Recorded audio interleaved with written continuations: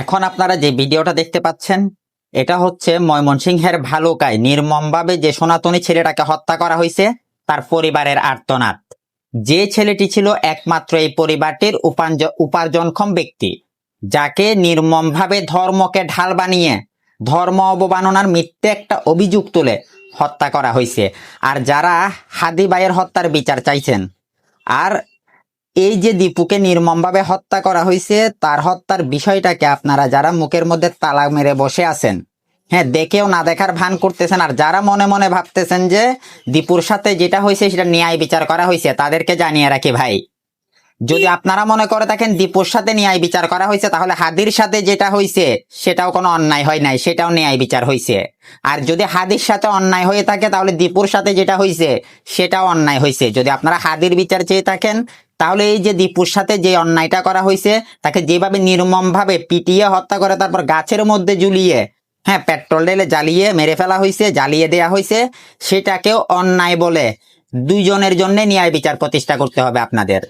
যদি একটাকে অন্যায় আর আরেকটা অন্যায় আপনারা চোখের সামনে দেখে সেটাকে ন্যায় বলে স্বীকৃতি দিবেন, তাহলে আমরা সংখ্যালঘুরা কোনোদিন হাদির বিষয়টাকে অন্যায় বলে স্বীকৃতি দিব না, এটা মাথায় রাখবেন।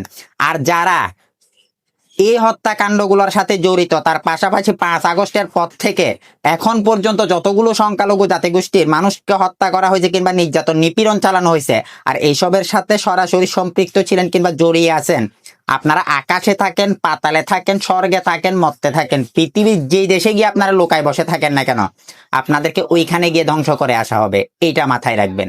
আজকে না হয় কালকে এগুলার ফল আপনাদেরকে ভোগ করতে হবে, কোনো ছাড় হবে না। আর যদি এই দেশের রাষ্ট্র কিংবা সরকার এইসবের ন্যায় বিচার করতে না পারে, তাহলে আমাদের সংখ্যালঘু জাতিগোষ্ঠীর কিছু মানুষকে না হয় অন্যায় পথ অবলম্বন করতে হবে, অন্যায় পথে হাঁটতে হবে। আর সেই পথে হাঁটার জন্য আমরা তৈরি আছি। আমরা ন্যায়কে ন্যায়ও বলতে জানি, অন্যায়কে অন্যায়ও বলতে জানি। আর যদি ন্যায় বিচার না পাই, সেই ন্যায় বিচার প্রতিষ্ঠার জন্য নিজেরা আবার অন্যায় পথে হেঁটে সেই ন্যায় বিচার আদায় করেও নিতে জানি। এই জিনিসটা মাথায় রাখবেন। এইসব দেখার পরে বাংলাদেশের মেরুদণ্ডহীন যারা হিন্দুরা, ধর্ম ব্যবসায় চাঁদাবাজের বাচ্চারা আসিস, যারা এখনো পর্যন্ত মুখে কুলু পেটে বসে আসিস, তোদেরকেও যেদিন আমরা কিছু সনাতনী জাতিগোষ্ঠীর মানুষ অপরাধের পথে পা বাড়াবে, সেদিন তোদেরকেও ছাড় দেয়া হবে না। আগে ঘরের ভেতরে তাকে বিস্ফোরণটাকে ধ্বংস করে দেয়া হবে, পরে বাকিগুলা।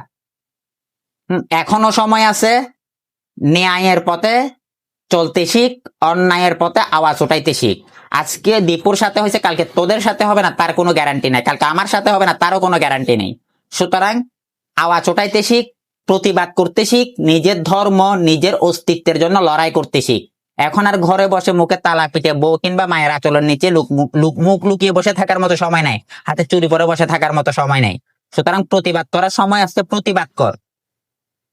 আর তোরা তো মেরুদণ্ডহীন জাতি, তোদের গায়ে রক্ত মাংস নাই, গন্ডারের চামড়া, তোদেরকে আর কেমনে বলি? তোরা ধর্ম ব্যবসা চাঁদাবাজি এগুলো তো তোরা পারদর্শী, আর কিছুই তোরা শিখেস নাই, তোদের এই ধর্ম তোদেরকে আর কিছু শেখায় নাই।